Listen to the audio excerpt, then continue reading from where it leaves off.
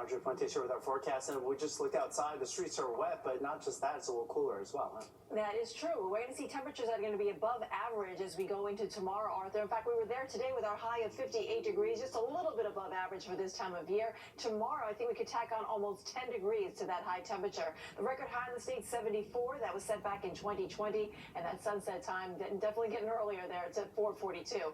Right now, 54 degrees in White Plains. It's 48 in Poughkeepsie. We're in the 40s over towards Monticello and Sussex. It's 60 right now in Islip and in Belmar. Temperatures may actually slightly rise as we go through the overnight, and we're expecting our highs for tomorrow to be in the middle to upper 60s. In fact, the numbers right now are running almost 25 degrees warmer than they were at this time yesterday. Check out East Hampton right now with that temperature change. Same thing in White Plains, 21 degrees warmer in Belmar. Winds are starting to pick up here from the south. They'll shift to the southwest, and that's going to allow that milder weather to come in here. But they're getting a little bit gusty at times. Wind gusts are as high as 28 miles per hour over in Islip, 18 in Belmar, and we could have gusts as high as 25 miles per hour right through the afternoon hours of Monday. Right now, it's all about the rain. We're finally getting that much-needed rainfall across the tri-state area this evening. It's light to moderate rain that we're being picked up here. It's being picked up here on the radar, and we can see it's pretty widespread across the region. Even New England's getting into the action here. They're also experiencing drought conditions too.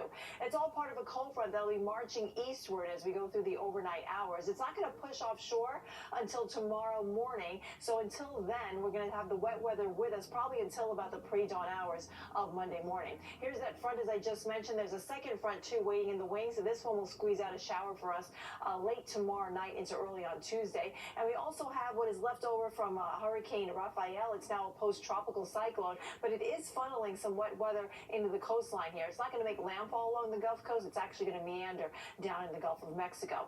Meanwhile, back here at home, we're watching the rainfall coming through here. It'll be moving offshore by tomorrow morning. So for early morning commuters, maybe 4 or 5, 6 a.m., you could encounter a couple of showers left over, but everything will push offshore, and by late morning, we're going to break into sunshine as it comes its way through the clouds on Monday here. We'll have nice afternoon, mostly sunny skies. Temperatures, again, pretty mild, and then we'll have another cold front coming in from the northwest of us. This one's going to lose its punch as it makes its way into our region, but it will spill some clouds into the area Monday night, and we could squeeze out an isolated shower off to the Hudson Valley. And then after that, temperatures take a tumble as we go into the middle part of the week. Highs will be back to normal, mostly in the middle to upper 50s by then. We'll be nice and dry, too.